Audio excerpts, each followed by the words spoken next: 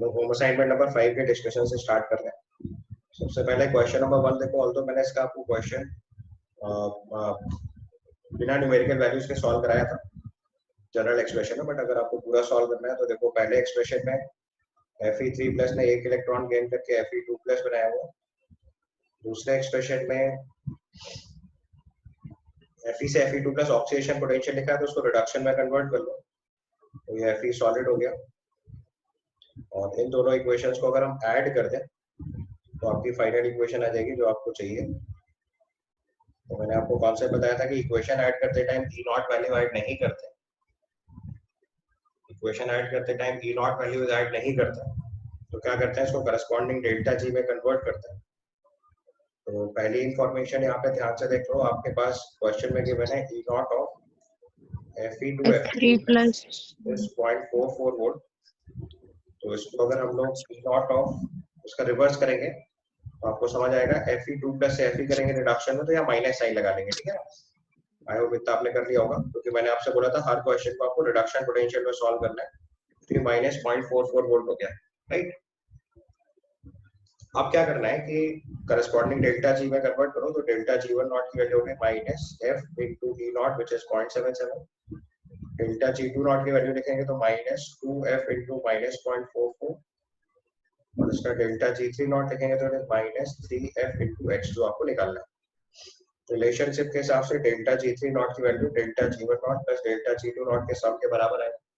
If you are adding two equations, then the delta g can be added up because that is an additive function. तो बस सारी values put कर दीजिए तो it becomes minus 3fx is equal to minus f into 0.77 and then it is minus 2f into minus 0.44। तो देखो f cancel हो जाएगा तो यहाँ से x की वैल्यू हो जाएगी 0.77 minus 0.44 into 2/3। ये सॉल्व कर लीजिएगा, ये आपका आंसर होगा, ठीक है। आंसर वेरीफाई करते हुए चलना, कहीं पे भी डिफिकल्टी आएगी तो मुझे बताते हुए जाइएगा। Then you ask question number 2। Question number 2 भी बिल्कुल रेप्लिका क्वेश्चन है। अब की बार यही काम कॉपर के साथ करना है और साथ में एक सेल इक्वेशन भी फाइंड आउट करनी है। तो फर्स्ट क्वेश्चन पहले सबको क्लियर है, किसी को डाउट है तो दोबारा पूछ लीजिए। It is clear then I can move to second question. Second question में देखो यही काम कॉपर के साथ करना है जो भी मैंने आपके आयरन के साथ किया है। तो सबसे पहले E naught of copper 2 plus 2 copper plus निकालना है। So write in a similar manner for question number 2. Question number 2 में पहली इंफॉर्मेशन है copper 2 plus 2 electron gives copper solid. इसके लिए डेल्टा जी1 नॉट लिखेंगे जो आएगा माइनस 2f इंटू 0.34। दूसरी इक्वेशन में कॉपर प्लस को एक इलेक्ट्रॉन गेन कराया तो इससे बना फिर से कॉपर सॉलिड। इसका डेल्टा जी2 नॉट दिया हुआ है तो ये वैल्यू हो जाएगी माइनस f इंटू 0.52। और तीसरे पार्ट में आपसे पूछा है कि कॉपर 2 प्लस को अगर एक इलेक्ट्रॉन गेन कराएंगे उससे कॉपर प्लस बना दें तो उसका डेल्टा जी3 नॉट हो गया माइनस f इंटू एक्स जो आपको सॉल्व करके निकालना है। नाउ यू नोटिस कि अगर हम इक्वेशन नंबर 1 में इक्वेशन नंबर 2 को सब्ट्रैक्ट करेंगे तब इक्वेशन नंबर 3 आएगी। So equation number 1 minus 2 is 3। तो बस यही काम आप डेल्टा जी पे भी अप्लाई कर दो तो delta G1 naught minus delta जी2 naught will be equal to delta जी3 नॉट। जो इक्वेशन पे आप ऑपरेशन अप्लाई कर रहे हैं वही सेम ऑपरेशन आप डेल्टा जी पे अप्लाई कर सकते हो, ई पे अप्लाई नहीं कर सकते हो, बस इतनी प्रिकॉशन है। सो हमारे रिलेशनशिप के हिसाब से minus 2f into 0.34 plus f into 0.52 is equal to minus fx। यहाँ से x की वैल्यू आएगी माइनस f की वैल्यू आएगी 0.34 इंटू 2 माइनस 0.52। यहाँ पे x आ गया। अब एक बारी x आ गया तो पहला पार्ट सॉल्व हो गया। उसने पूछा है E not cell for copper 2 plus plus copper plus copper 2 copper plus. तो मैंने बोला था सेल इक्वेशन अगर कहीं पे भी लिखी होती है तो उसका ई नॉट सेल कैसे निकालते हैं, E not RHS minus E not LHS करके, ठीक है। E not RHS minus E not LHS करेंगे तो हमारा ई नॉट सेल निकल आएगा। उसकी सेल इक्वेशन लिखो। अगले केस में देखो लिखा हुआ है copper 2 plus plus copper gives 2 copper plus. तो पहले आपको समझ आना चाहिए रिडॉक्स रिएक्शन। कॉपर 2 प्लस से कॉपर प्लस ये रिडक्शन है और कॉपर से कॉपर प्लस ये ऑक्सीडेशन है। और ध्यान रखना ये डिस्प्रपोर्शनेशन नहीं है, इसका उल्टा डिस्प्रपोर्शनेशन होता है। and it is not a disproportionation.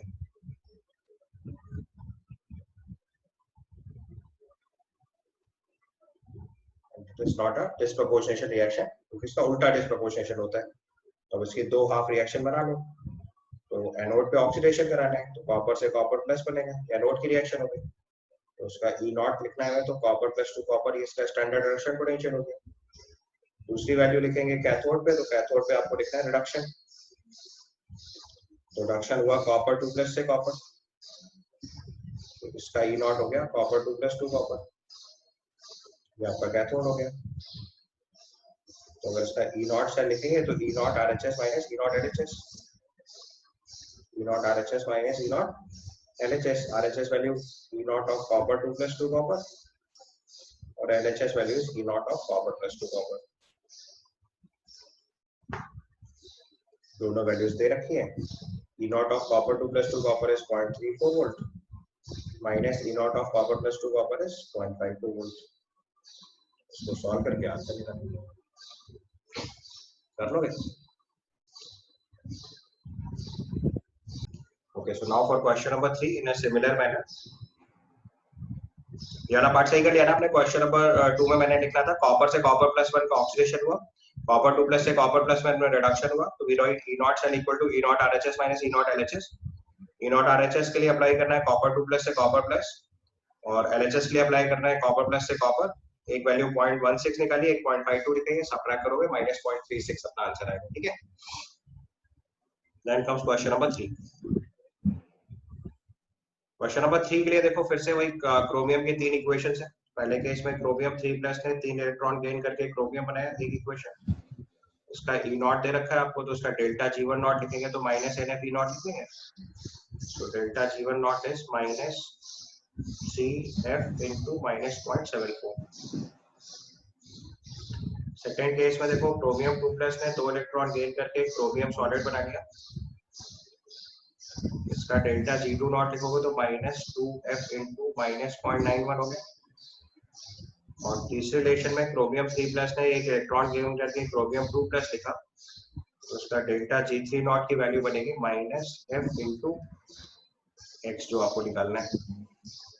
अब ध्यान से देखो कि हमें इक्वेशन नंबर 1 में से 2 सब्ट्रैक्ट करेंगे तो 3 आ जाएगी. Equation 1 minus 2 gives you 3. उसका मतलब हम लोग रिलेशन लिखेंगे डेल्टा जी3 naught is equal to delta G1 naught minus delta जी2 नॉट, ये आएगा minus fx is equal to minus 3f into minus 0.74 minus of minus 2f into minus 0.91. तो सॉल्व कर लीजिए. यहाँ से x की वैल्यू आ जाएगी 3 into 0.74 with a minus sign, और दूसरी वैल्यू आ जाएगी प्लस 0.91 इंटू 2. ये आपका आंसर है. तो भी चेक कर लीजिए एक बार जल्दी से. सही है सर. ठीक है. Then move to question number 4. Question number 4 के लिए देखो आपके पास E naught of oxygen plus 4H plus 4 electron given है, और दूसरी इक्वेशन में oxygen plus 2 water plus 4 electron gives 4OH minus, ये भी गिवन है. आपको फाइनल सेल इक्वेशन लिखनी है 4 water gives 4H plus 4OH minus. तो ये जो फाइनल सेल इक्वेशन है कैसे बनेगी? अगर हम फर्स्ट वाले रिएक्शन को रिवर्स करके सेकंड वाले में ऐड करते हैं तो बन जाएगी इक्वेशन. देखिए ध्यान से. तो अगर हमने फर्स्ट रिएक्शन को रिवर्स किया और सेकंड वाले रिएक्शन में अगर हमने इसको ऐड कर दिया तो आपकी फाइनल इक्वेशन बन जाएगी. तो अगर हम फर्स्ट रिएक्शन को रिवर्स करके लिखेंगे तो it is 2H2O gives O2 plus 4H plus 4 electron. तो उसका जो E नॉट लिखेंगे वो माइनस हो जाएगा 1.23 वोल्ट. ठीक है. और अगर यहाँ चेक करोगे तो ऑक्सीजन का ऑक्सीजन स्टेट -2 से 0 जा रहा है, तो ये प्रोसेस हो गया रिडक्शन.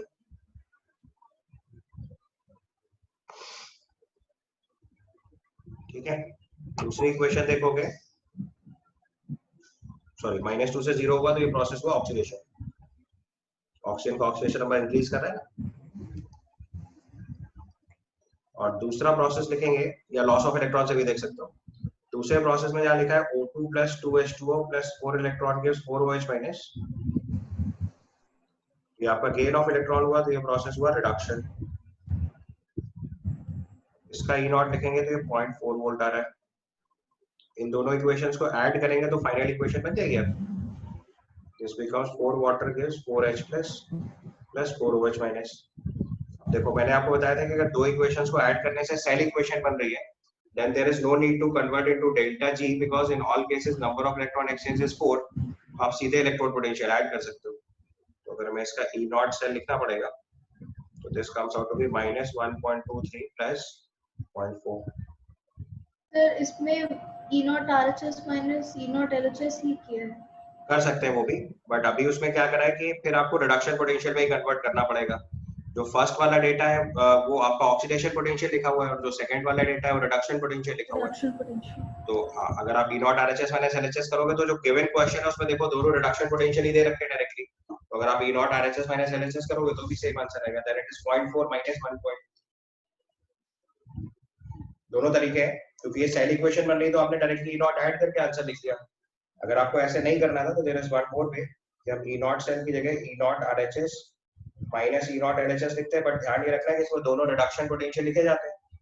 तो पहले क्वेश्चन से देखो, जो हमारे RHS जो हमारे सवाल में है वो ये वाला केस होगा, ये आपका कैथोड वाली रिएक्शन है और ये आपके एनोड वाली रिएक्शन है, तब फाइनल सेल इक्वेशन बन रही है। तो E not RHS minus LHS करोगे तो इट इज 0.4 माइनस 1.23 करेंगे तो भी वही आंसर आएगा। तो there are both the ways possible. अगर सेल इक्वेशन मिलती है तो E not RHS minus LHS भी कर सकते हैं, या फिर डायरेक्टली आप E नॉट के साथ वही ऑपरेशन अप्लाई कर सकते हो जो आप इक्वेशन में अप्लाई कर रहे हो।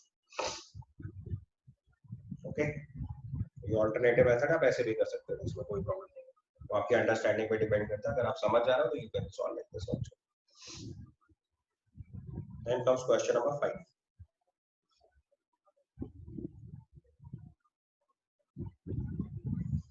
क्वेश्चन नंबर 5 देखो, बिल्कुल फिर से आपका E नॉट के एप्लीकेशन पे डिपेंडेंट है। तो लास्ट क्लास में टेक्निक सिखाई थी, वही अप्लाई करनी है फिर से। तो क्वेश्चन नंबर 5 के लिए पहले तो देखो ऑक्सीडेशन नंबर के चेंज लिख लो सब। सर इसमें शायद एक वो होगा करेक्शन। सर वो फर्स्ट वाली इक्वेशन देखिए एक बार। क्या बोल रहे हो, फिर से बोलो।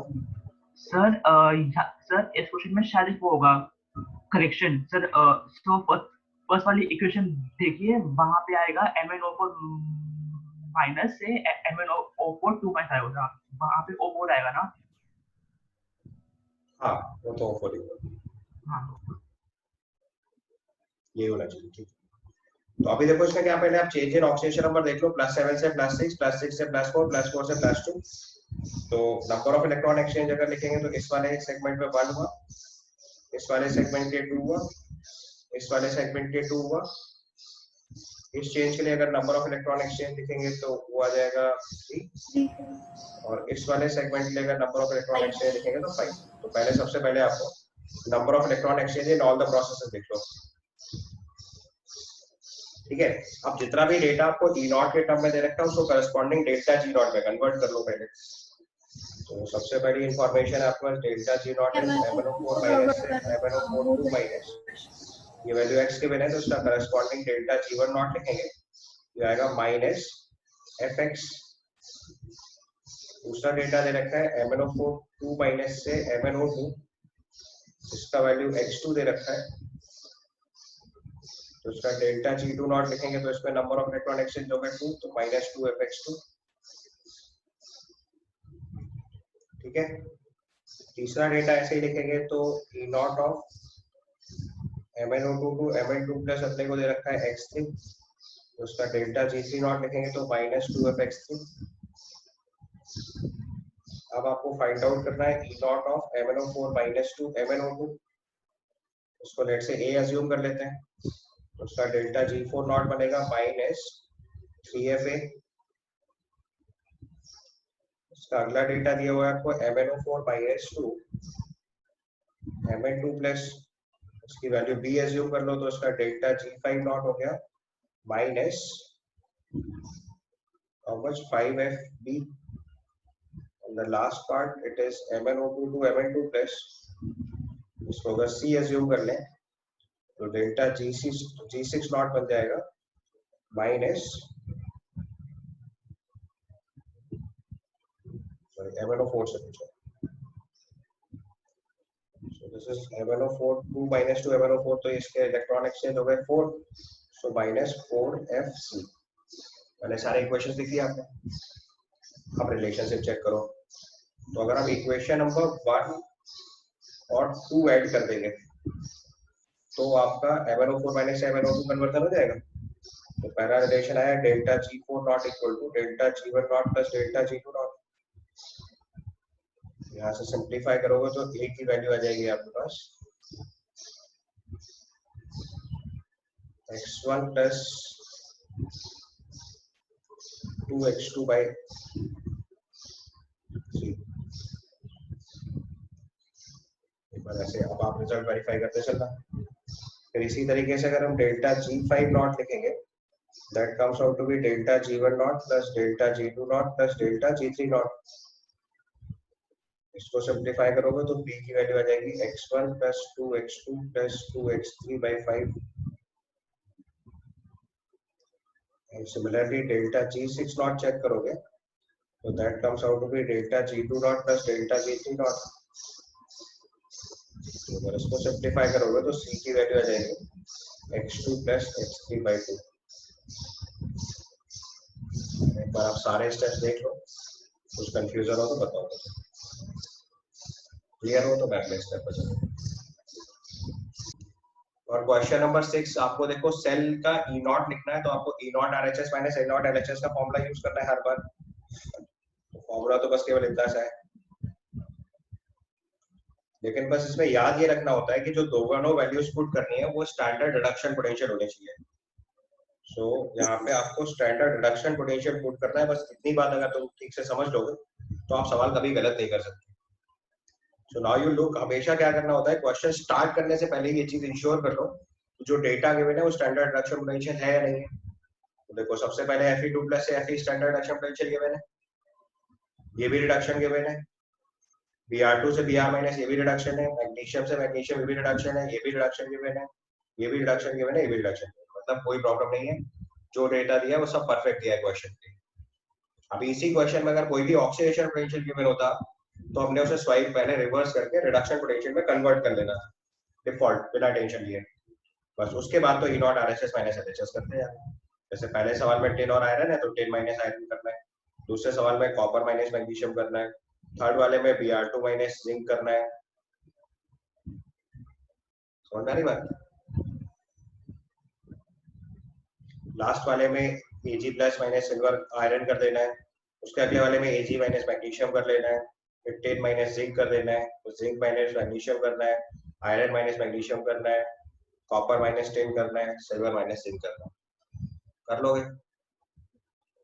या कोई एक पार्ट बता दो आपको, कोई भी एक जो आपको कंफ्यूज कर रहा हो उसको एक पार्ट देख लो। जैसे सपोज करो हम लोग फर्स्ट पार्ट का आपको RHS माइनस LHS करना है, बस ये चीज इंश्योर कर लो पहले कि सब रिडक्शन पोटेंशियल है, उसके बाद तो बिल्कुल टाइम नहीं लगना है। तो जैसे हमें टिन और जिंक का केस दे रखा है तो हमारा इसका E नॉट सेल अगर लिखेंगे तो इसका works out to be E not of Sn2 plus 2Sn minus E not of Fe2 plus 2Fe। ध्यान ये रखना है कि हमेशा रिडक्शन पोटेंशियल लिखना है, चाहे ऑक्सीडेशन हो रहा हो चाहे रिडक्शन हो रहा हो, ये चीज नहीं देखी जाती। Whenever you are writing E not cell always write E not RHS minus LHS, और E not RHS minus LHS formula में दोनों वैल्यू स्टैंडर्ड रिडक्शन पोटेंशियल होती है। तो पहली वैल्यू है -0.14, दूसरी वैल्यू है -0.44, इसको सॉल्व कर लीजिएगा 2.3 वोल्ट आंसर आ जाएगा। समझ आई बात? कर लोगे 6th question.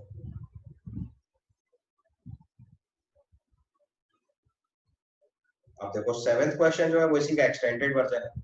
E not cell से अब E सेल पे चलना है। अभी तक सॉल्व कर रहे थे E नॉट सेल, अब उसका अगला स्टेप है E सेल। E सेल निकालने में क्या करते हैं, डस्ट इक्वेशन यूज करते हैं। तो क्वेश्चन नंबर 7 के एक पार्ट बढ़ जाएगा, thus equation E cell equal to E not cell minus 0.0591 by n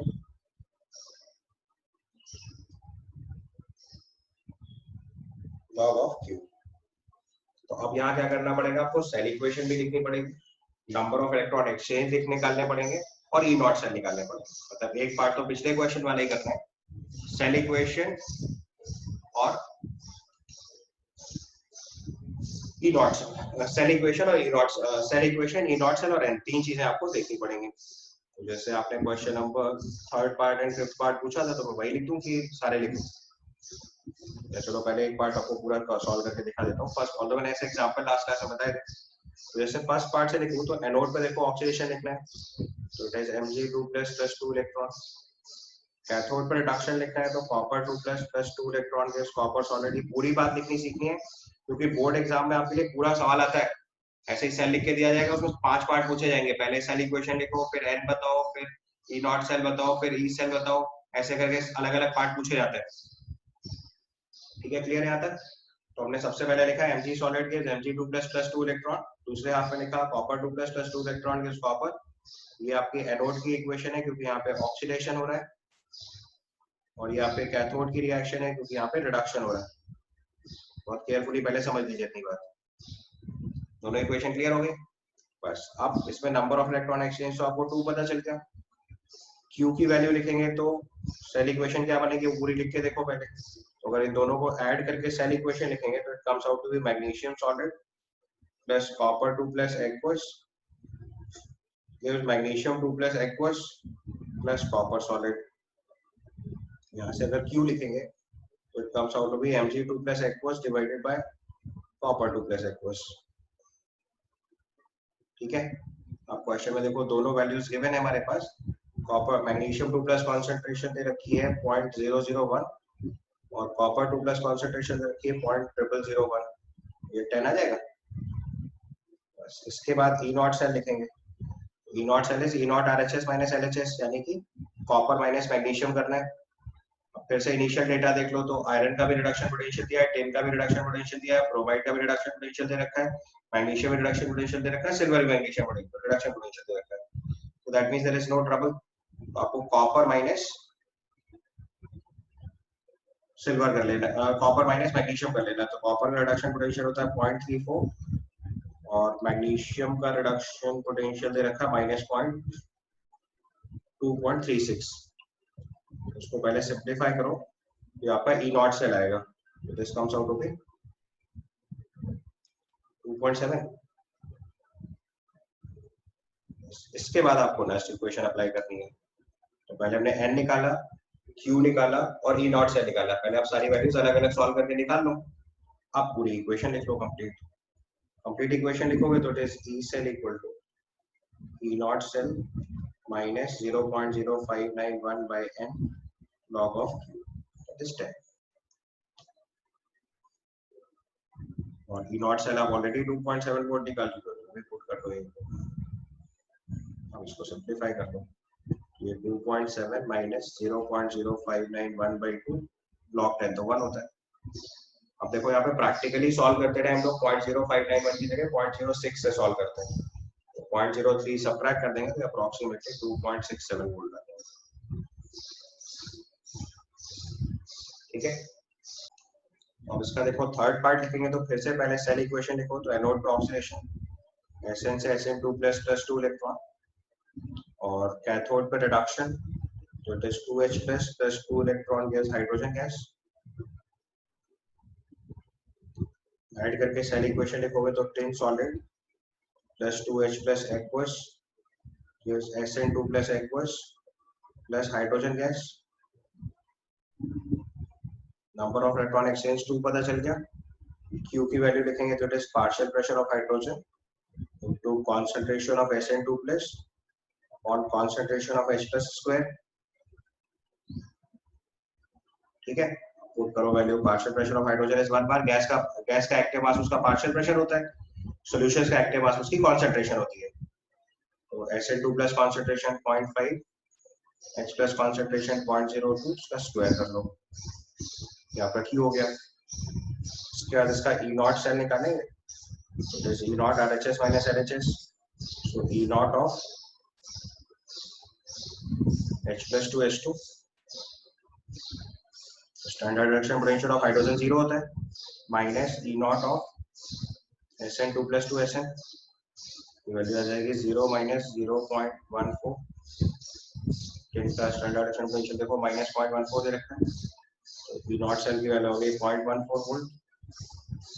ठीक है, आप इसका ई सेल लिख लो, E cell equal to E not cell minus 0.0591 by n just to log of q. Log of q is 0.5 by 0.02 square. अब इसको simplify करें,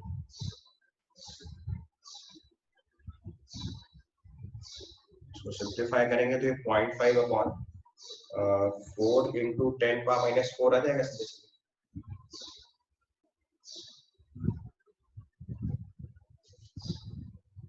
1.25 into 10 to the power minus 5 बन रहा है। देखिए सो इतना डेटा चेक कर लो तब मैं आपको आगे बताऊं। 0.05 है। यस सर 0.05 दिया हो, 0.05 0.05 है तो एक पावर और बढ़ा दो। ठीक है, जो दिया वही लिखना है। If it is given 0.05 तो put it 0.05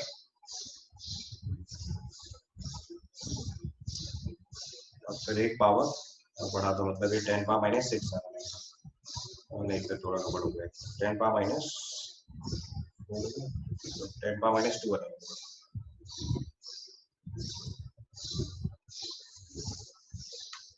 आप चेक करेंगे, अपना पार्ट चेक करके सॉल्व करिए फिर रिजल्ट बताइए। तो उसको फर्दर सॉल्व करेंगे तो 125 इज 5 क्यूब और log 5 की जगह approximately 0.7 यूज कर लीजिए।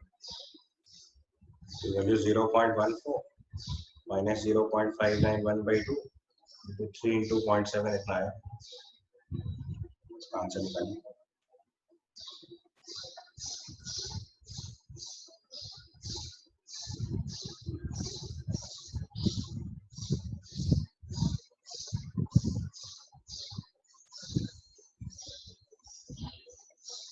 जीरो पॉइंट 077 बोल रहा है। Yes. आंसर आना चाहिए। Yeah. Fourth although important equation है क्योंकि इसकी इक्वेशन लिखना थोड़ा ट्रिकी है।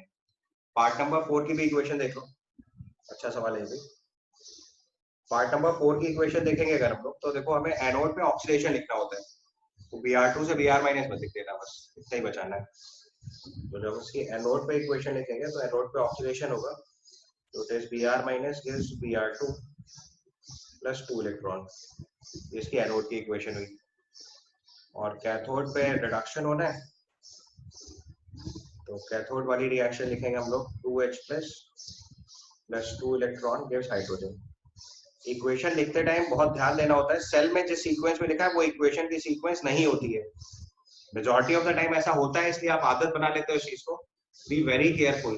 अगर सेल में Br2 to Br माइनस लिखा है तो उसका मतलब Br2 से Br माइनस कन्वर्जन नहीं हो रहा है। Br2 से Br माइनस केवल इसलिए लिखा है कि बिकॉज़ दैट इज इंटरफेस, एक Br2 का इंटरफेस है और एक Br माइनस का इंटरफेस है, और गैस के लिए मेटल इलेक्ट्रोड यूज करना पड़ेगा, इसलिए प्लैटिनम के कांटेक्ट पे Br2 रखना पड़ेगा। तो that is a way to write the interface. Equation में Br2 से Br माइनस बन रहा है, ये सेल इक्वेशन से सेल देख के नहीं पता चलता है। सेल इक्वेशन कैसे लिखनी होती है, आपको एनोड पे हमेशा ऑक्सीडेशन लिखना है और कैथोड पे हमेशा रिडक्शन लिखना है। This is default. अगर आपने ये चीज ध्यान नहीं दी तो आप कभी भी गलत कर सकते हो। So at anode always oxidation and at cathode always reduction, and that will predict with the oxidation number। यहाँ -1 से 0 हुआ है oxidation और ये +1 से 0 हुआ है ये reduction। ठीक है, आप दोनों टर्म्स को ऐड कर दो तो फाइनल सेल इक्वेशन आ जाएगी। जब दोनों ऐड करेंगे तो it is 2Br minus plus 2H plus gives H2 plus Br2। ये आपकी सेल इक्वेशन हो गई। नंबर ऑफ इलेक्ट्रॉन एक्सचेंज 2 हो गए। Q की वैल्यू लिखेंगे तो it is partial pressure of hydrogen into partial pressure of Br2 divided by active mass of H plus square into active mass of Br minus square.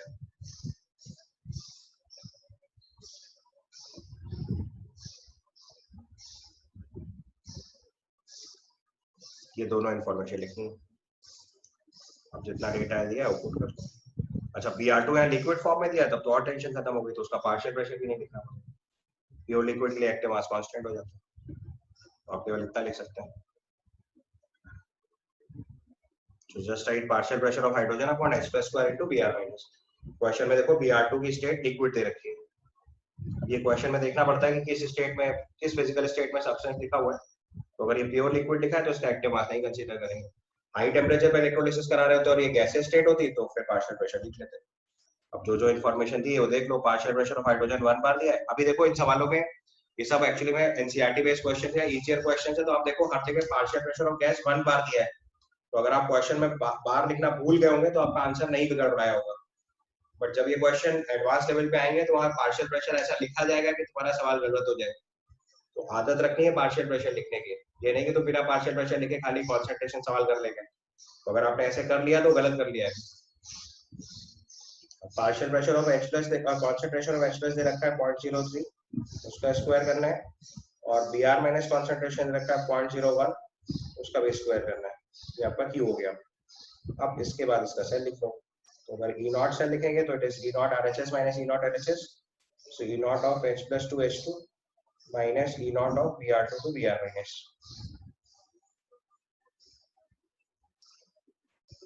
ये दोनों information देखो, Br2 two Br minus 1.9 volt 1.09 volt दे रखा है।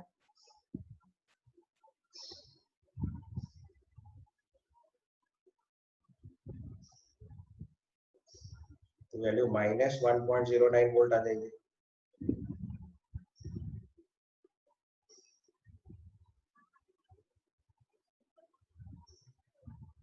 ठीक है यहाँ तक? बस Q आपने निकाल ही लिया होगा, Q कितना आ रहा है सॉल्व होके। अच्छा उसको लिखो final equation. So if we write the final equation it is E cell equal to,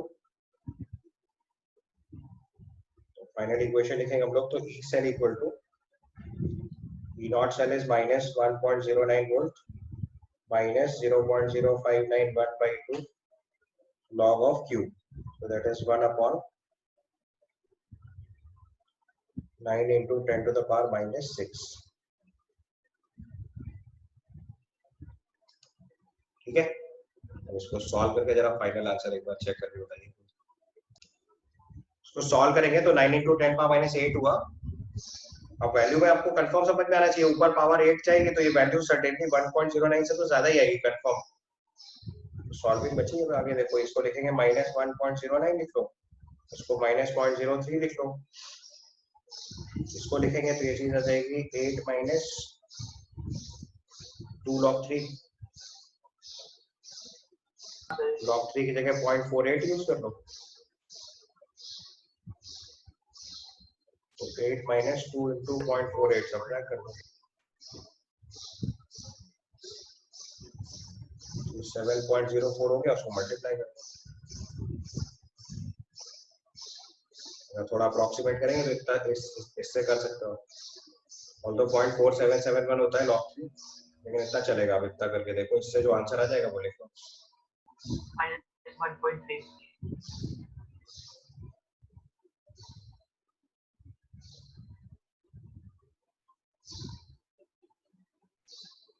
लगभग -1.3 वोल्ट के आसपास है। Yes sir. ये आपका फाइनल आंसर है। ठीक है, सिमिलरली पार्ट 5 सॉल्व करो। समझ तो जा रहा हूँ ना, इन सारे क्वेश्चंस की बहुत अच्छे से प्रैक्टिस करनी है, बिकॉज मतलब ये सबसे इजी पेपर में भी ऐसे ही सवाल आते हैं। डिफिकल्ट पेपर का पोर्शन तो अभी अलग है, उसमें तो इसमें और पार्शियल प्रेशर की वैल्यू बदल देते हैं,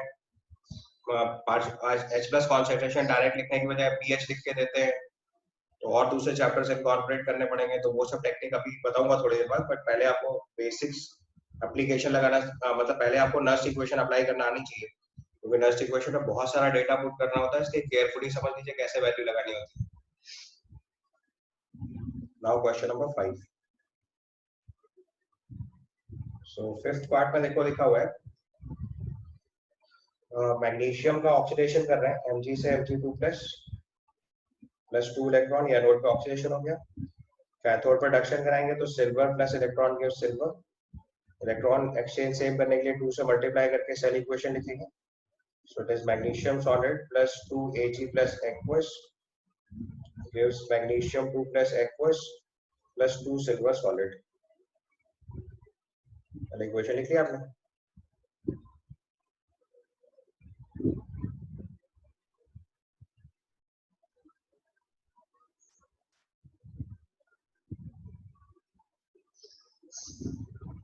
यहाँ से आपको N2 पता चल गया, Q की value magnesium 2 plus concentration upon Ag plus concentration square आ जाएगा।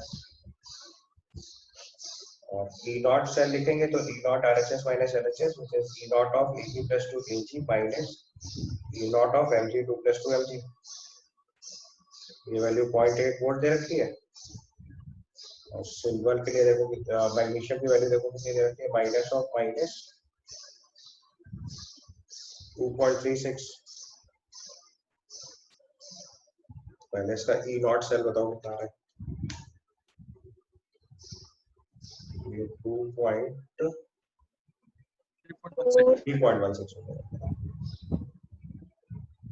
3.16 वोल्ट आ रहा है।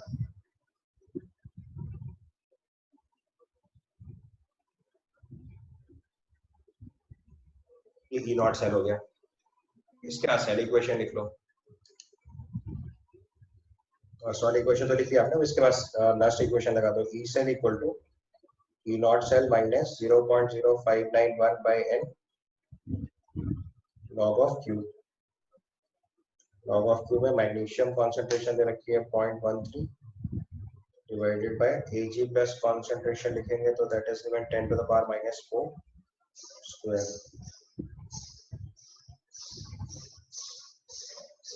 इसको सॉल्व करिए आगे। 3.16 minus 0.03 into log of 1.3 into 10 to the power 7।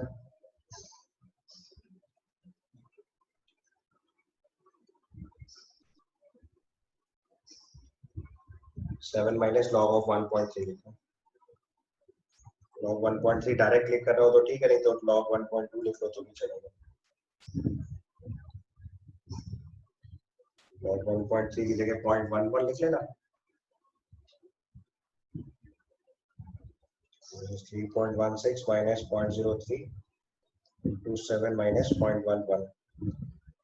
So 3.16 minus 0.03 into 7 में से सब्ट्रैक्ट करोगे 6.89 मल्टीप्लाई करके फाइनल आंसर बताओ।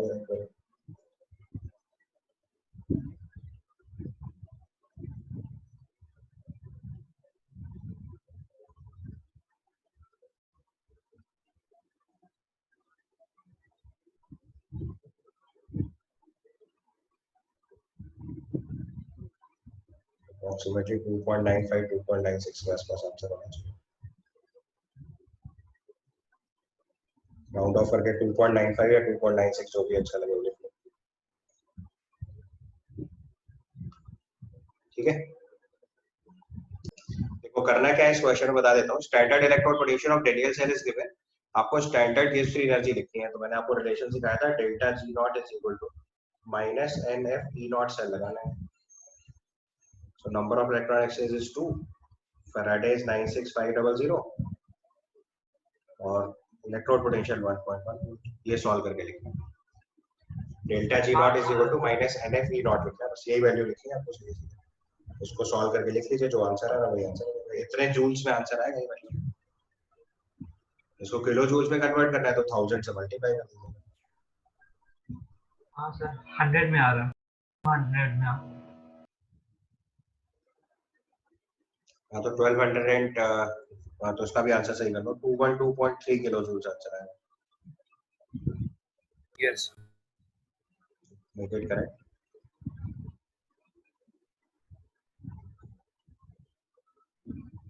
इसका आंसर सही कर लीजिए। It should be 212.3 kilo joules. Delta G naught equal to minus NF E naught लिखना है।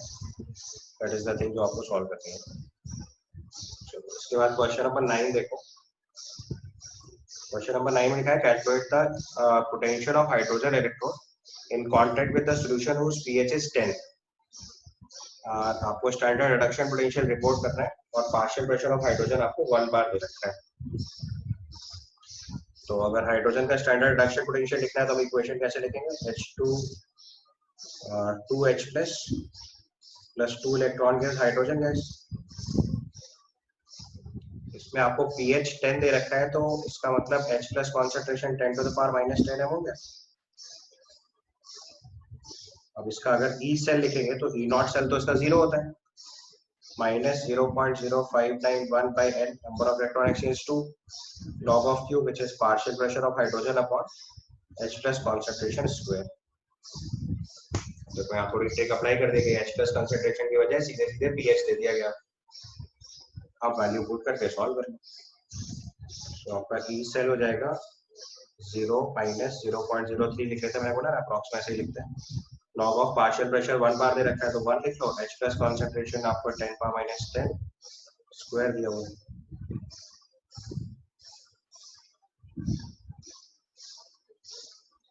तो उसको सिंप्लीफाई करेंगे तो 10 पावर 20 आ जाएगा, 20 मल्टीप्लाई करना है, तो माइनस 0.03 इंटू 20 वोल्ट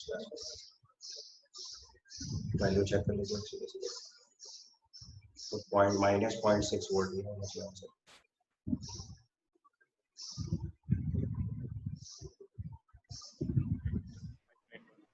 या 0.0591 भी लिख सकते हो, अगर अप्रॉक्सीमेट नहीं करना है तो एग्जैक्ट भी लिख सकते हो,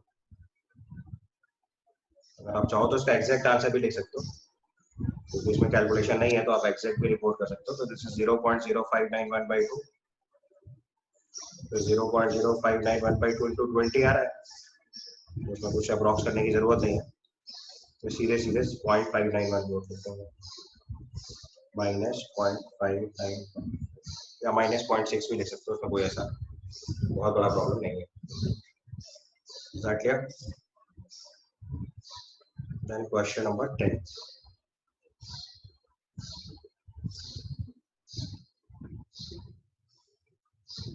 Question number 10 is given, calculate the potential of calculate the EMF of the cell in which the following reaction takes place.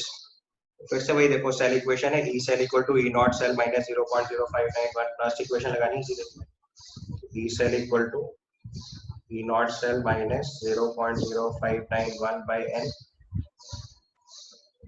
ठीक है, which is 2 log of concentration of nickel 2 plus upon concentration of Ag plus square.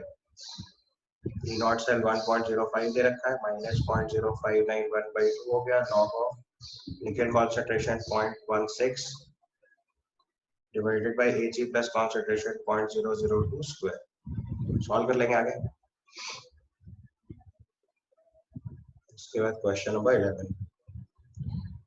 Question number 11 में लिखा है cell in which of the following reaction occurs, E naught cell is given, calculate the standard gas-free energy and equilibrium constant for the cell equation. तो directly relation है, delta G not की जगह तो -NF E not लिख लेना, और फिर delta G not की जगह -2.303 RT log of K equilibrium लिख सकते हैं। दोनों इंफॉर्मेशन यूज करके आगे सॉल्व कर लीजिए, कर लोगे दोनों फॉर्मूले। लॉग टेबल की जरूरत पड़ेगी तो यूज इट।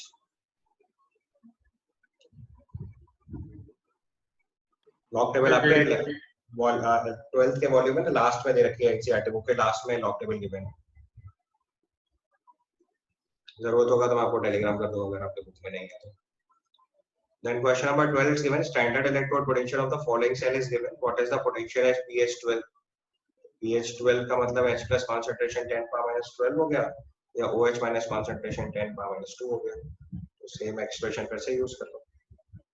12th क्वेश्चन में अपने पास देखो इक्वेशन है TeO3 2- plus 3 water plus 4 electron gives Te solid plus 6 OH minus, तो उसके लिए N की वैल्यू 4 हो गई, Q की वैल्यू लिखेंगे तो देखो TeO3 प्लस की कंसंट्रेशन 1 m दे रखी है, बाकी सब प्योर सॉलिड प्योर लिक्विड है, तो this can be written as OH minus concentration power 6। pH आपको दे रखा है 12, तो POH हो गया 2, OH minus concentration 10 power minus 2, की वैल्यू 10 power minus 12 आ जाएगी। बस इसके बाद सीधे सीधे इक्वेशन अप्लाई कर दो, E cell equal to E naught cell minus 0.57 minus 0.0591 by 4 log of 10 to the power 12। इसको सॉल्व कर लीजिएगा, तो -0.57 minus 0.0591 into 3, इसको सिंप्लीफाई करके आंसर देखिएगा, एक बार आंसर वेरीफाई कर लीजिए फटाफट से अगर आपको। The question Q is 10 power minus 12, तो यहाँ पावर माइनस 12 लगाने होंगे, ये प्लस हो जाएगा। केयरफुली चेक कर लीजिए, मैंने Q की वैल्यू जो लिखी है that is 10 to the power minus 12, यहाँ 10 पावर माइनस 12 अप्लाई करेंगे। उसको सॉल्व करके देखिएगा, आपका आंसर वेरीफाई कर देना। Then you ask question number 13। Question number 13 भी बिल्कुल आइडेंटिकल टाइप क्वेश्चन है, ऐसे ही क्वेश्चन लिखना है बस आपको। 13 क्वेश्चन में देखो Cr2O7 2 का 14H प्लस से रिएक्शन करा के 6 इलेक्ट्रॉन ऐड करके Cr3 प्लस और वाटर बना रहे हैं। तो देखो सबके एक्टिव मासेस 1 दे रखे हैं except water, except H plus. तो अगर pH हमें 2 दे रखा है तो H plus concentration 10 to the power minus 2 हो गया। अपने पास इक्वेशन दे रखी है आपको, तो that is Cr2O7 2 plus 14H plus 6 electron gives 2 Cr3 plus 7 water। तो यहाँ से N की वैल्यू तो 6 हो गई और Q की वैल्यू लिखेंगे तो 1 upon H plus concentration power 14, तो 10 to the power minus 2 power 14। Expression लिखो, E cell equal to E not cell 1.33 minus 0.0591 by 6 into log of 1 upon 10 to the power minus 2 power 14। 28 multiply हो जाएगा तो 1.33 minus 0.0591 by 6 into 28। इसको solve करिएगा तो ये अगला स्टेप आंसर पहुंचना चाहिए। एक बार आंसर वेरीफाई कर लीजिए। तो क्वेश्चन नंबर 14 में देखो लिखा है if the E not of the following cell is 0.34 volt और E naught using E naught is equal to minus 1 volt for InOH to IN couple, then E naught of this couple। तो आपको पता है इसका E naught cell अगर हम लिखेंगे तो it is E naught RHS minus E naught LHS। E naught cell दे रखा है 0.34 volt, E naught of RHS लिखेंगे तो it is SpO2 minus 2Sp minus E naught LHS लिखेंगे तो it is InOH whole thrice 2 IN लिखेंगे। ये value 0.34 is equal to E naught of SpO2 minus 2Sp minus of minus 1 volt दे रखा है। इसको सॉल्व करते हैं। E naught of SpO2 minus 2Sp is equal to 0.34 minus 1, which is 0.66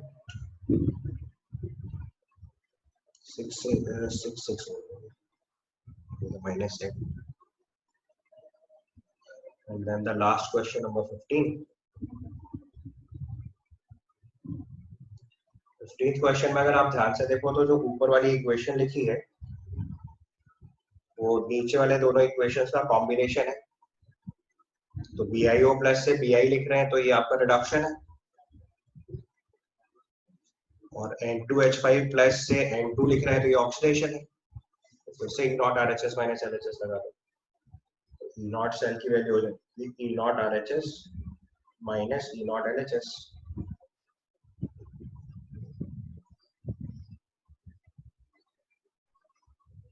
तो यहाँ वैल्यू पुट करनी पड़ेगी E not of BiO plus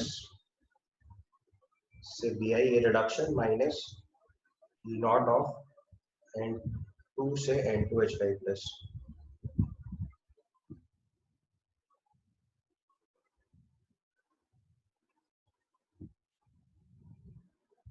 value put कर दीजिए। एक वैल्यू दे रखी है आपको 0.32 वोल्ट, दूसरी वैल्यू दे रखी है माइनस 0.23 वोल्ट। उसको सिंप्लीफाई कर लीजिए, 0.55 वोल्ट बन जाना चाहिए मेरे हिसाब से। ठीक, आपको डाउट हो तो बताइए। Today's lecture will learn relationship of equilibrium constant with E naught cell। तो देखो मैंने लास्ट क्लास में आपको दो कॉन्सेप्ट सिखाए थे। पहला रिलेशन बताया था delta G naught is equal to minus NF E not cell, ठीक है। और दूसरा रिलेशन हम लोगों ने सीख रखा है delta G naught equal to minus RT ln of K equilibrium. दोनों टर्म्स को अगर हम इक्वेट कर दें तो it comes out to be NF of E not cell is equal to RT times ln of K equilibrium. या फिर इसी को अगर हम सिंप्लीफाई करके लिखें तो E not cell will be equal to RT by NF ln of K equilibrium. अगर इसी को लॉग में कन्वर्ट करके लिखते हैं तो 2.303 RT by NF log of K equilibrium. और 2.303 RT by NF की वैल्यू आपको पता है 0.0591 होता है। So at 25 degree Celsius 2.303 RT by NF अब इनर्स्ट इक्वेशन हम लोगों ने इसको सॉल्व किया था, वैल्यू है 0.0591। अगर इस रिजल्ट को यूज करेंगे तो हमारा ई नॉट सेल का वैल्यू आ जाएगा 0.0591 log of K इक्विलिब्रियम। आप इसको डायरेक्ट रिजल्ट की तरह याद रख सकते हो, क्वेश्चन सॉल्व करते टाइम आपकी हेल्प करेगा। अदरवाइज दो अलग अलग फॉर्मूले से भी कर सकते हैं, that is not the problem, but अगर प्रॉपर फॉर्मूला याद रखोगे तो इट विल बी हेल्पफुल। ठीक है, नेक्स्ट हम लिखेंगे condition of feasibility of the cell. तो देखो यहाँ पे हम लोग थर्मोडायनेमिक रिलेशन यूज करेंगे, पहले वो आपको बता दे रहा हूँ। तो अगर हमारे लिए डेल्टा जी की वैल्यू नेगेटिव होती है तो उसको हम लोग बोलते हैं प्रोसेस स्पॉन्टेनियस, या फिर इसी को फीजिबल बोलते हैं। डेल्टा जी की वैल्यू अगर 0 होती है दिस इज इक्विलिब्रियम, और डेल्टा जी की वैल्यू अगर पॉजिटिव होती है तो ये प्रोसेस नॉन स्पॉन्टेनियस होता है।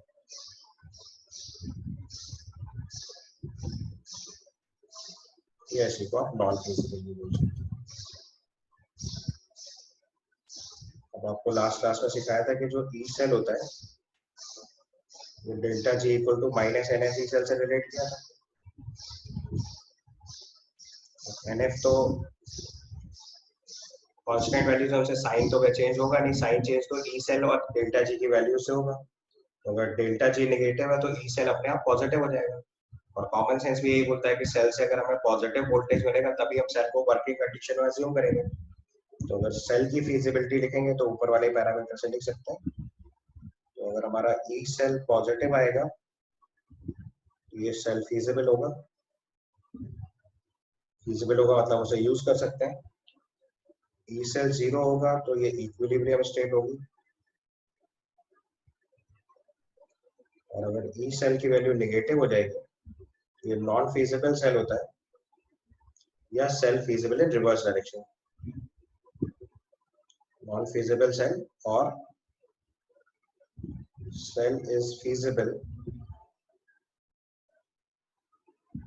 इन रिवर्स डायरेक्शन, मतलब आपने जो एनोड लिया वो कैथोड कर दो और जो कैथोड लिया वो एनोड दे दो तो सेल काम कर जाएगा। और cell is feasible in reverse direction.